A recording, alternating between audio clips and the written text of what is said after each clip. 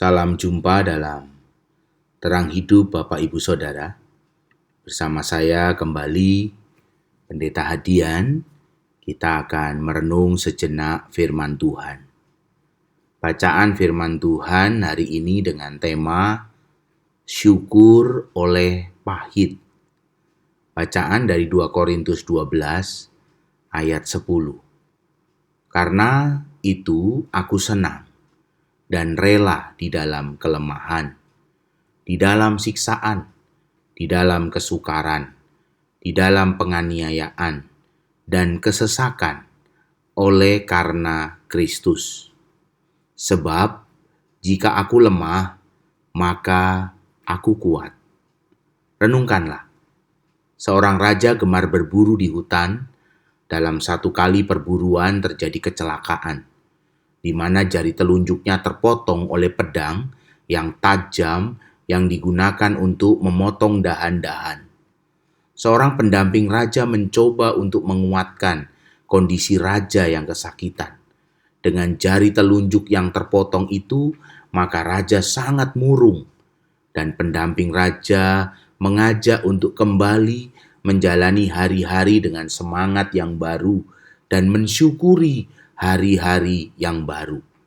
Raja murka pada pendamping ini dan dianggap pendamping ini tidak tahu diri, lalu dipecatlah pendamping raja ini. Singkat cerita, raja kembali berburu di satu kesempatan dan ketika berburu dia masuk ke daerah pedalaman dan kemudian ditangkap oleh satu suku kanibal yang biasa mengorbankan manusia bagi para dewa mereka. Raja akan dikorbankan sebagai bakaran.